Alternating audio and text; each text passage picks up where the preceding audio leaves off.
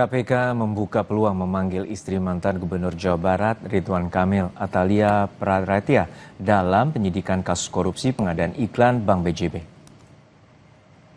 Juru bicara KPK Budi Prasetyo menjelaskan penyidikan kasus tindak terpengaruh dengan proses perceraian RK dan Atalia berkaitan dengan pemisahan harta antara Ridwan Kamil dan Atalia sebagai konsekuensi perceraian.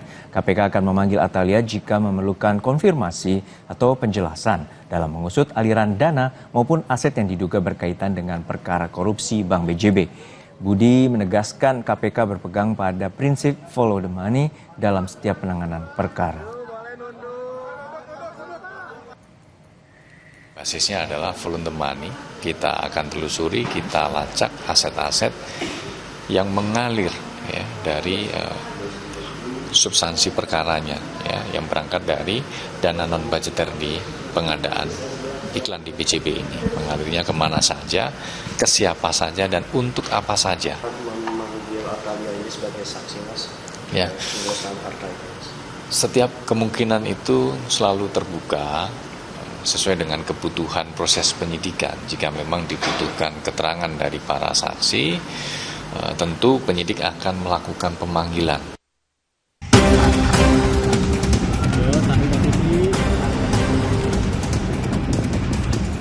Saya sebenarnya senang karena ini saya tunggu-tunggu untuk memberikan klarifikasi. Saya siap dan mendukung KPK memberikan informasi seluas-luasnya terkait apa yang menjadi perkara di BJB.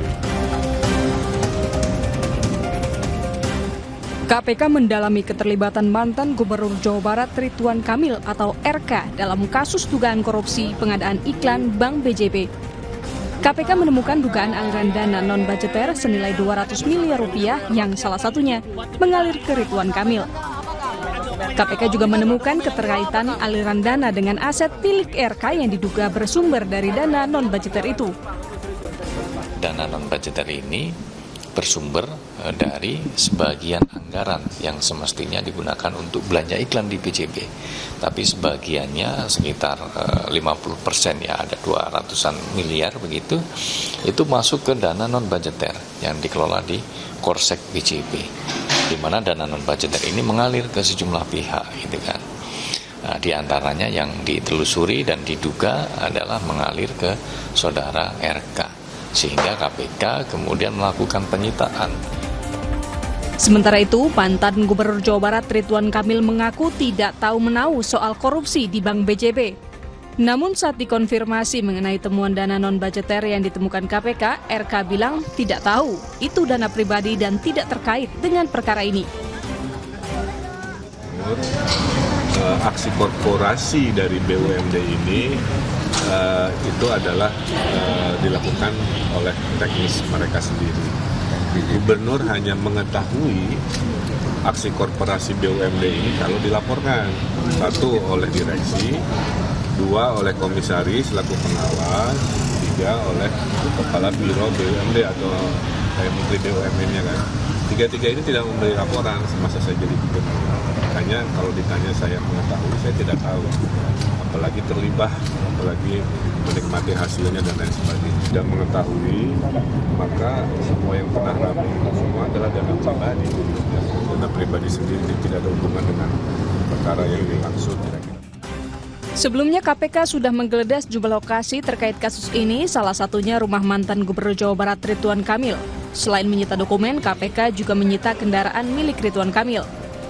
Dalam kasus ini, KPK telah menetapkan 5 tersangka, termasuk mantan Dirut BJB Yudi Renaldi dan Divisi Korsek BJB Widi Hartono.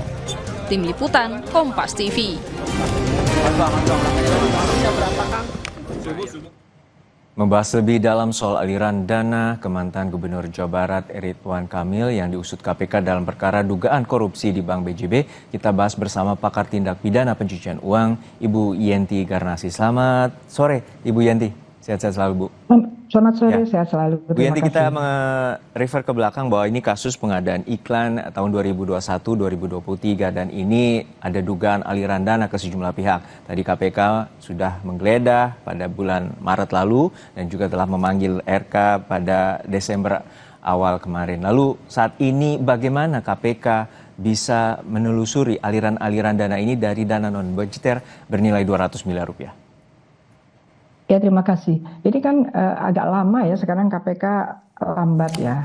Padahal korupsi itu kan harusnya cepat. Cepat itu bukan berarti nggak hati-hati gitu ya. Karena memang amanahnya adalah kasus-kasus korupsi itu didahulukan dengan kasus lain dan cepat. Apalagi kalau kerugiannya itu adalah kerugian negara. Dalam hal ini juga berkaitan dengan kemungkinan yang akan ditelusuri, itu berarti KPK sudah berbicara TPPU. Karena kalau KPK hanya berbicara tentang korupsi, itu tidak menelusuri seperti itu ya. Jadi biasanya kalau KPK hanya korupsi itu adalah walaupun dia mencari tapi meminta keterangan dari tersangka atau terdakwa dan tentang harta kekayaannya dan harta kekayaan keluarganya. Itu korupsi dulu ketika belum mempunyai undang-undang pencucian uang. Tapi setelah tahun 2002, setelah kita punya undang-undang pencucian uang, strategi itu nggak usah dipakai lagi. Artinya langsung digunakan kalau memang KPK punya bukti awal bahwa ada bukti-bukti aliran dana dari hasil korupsi kemana-mana, harusnya KPK langsung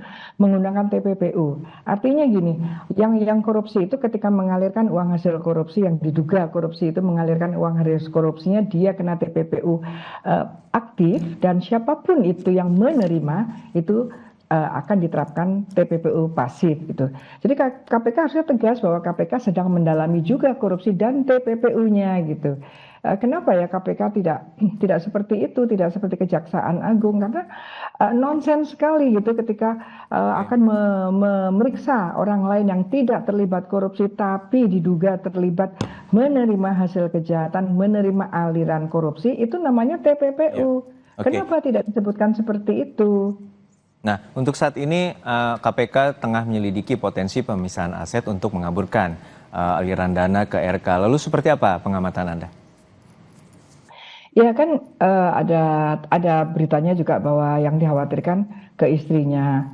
Jadi TPPU pasifnya itu memang untuk orang-orang terdekat.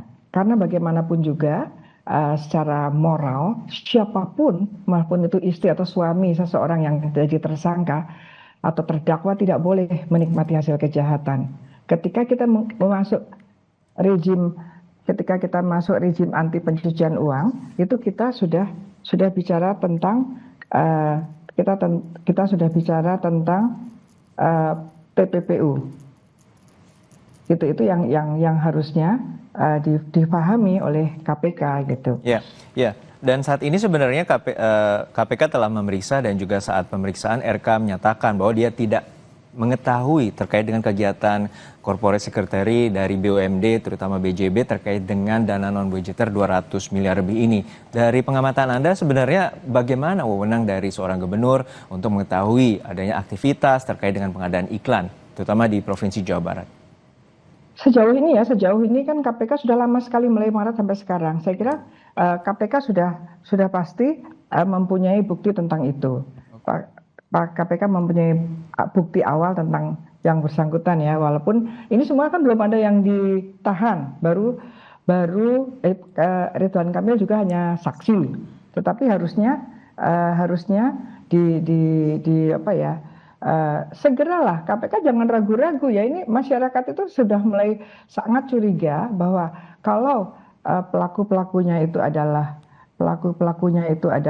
orang-orang tinggi, orang-orang yang punya, apalagi ada keterkaitan dengan perpolitikan, itu kok enggan gitu. Dan ini jelek sekali ya untuk foto potret pemberantasan korupsi kita gitu. Itu yang mestinya KPK bisalah menjadi harapan kita, apalagi kita baru saja kan hari anti korupsi tanggal 9 Desember kemarin ya, yang gaungnya tidak bergaung dan kemudian sekarang ini juga lambat sekali ya, banyak kasus-kasus yang ditunggu oleh masyarakat. Kalau memang penegak hukum Indonesia memang betul-betul penegak hukumnya itu akan memberantas korupsi, ya tentunya korupsi-korupsi yang sudah jadi PR di masa lalu, tahun-tahun lalu itu harus segera.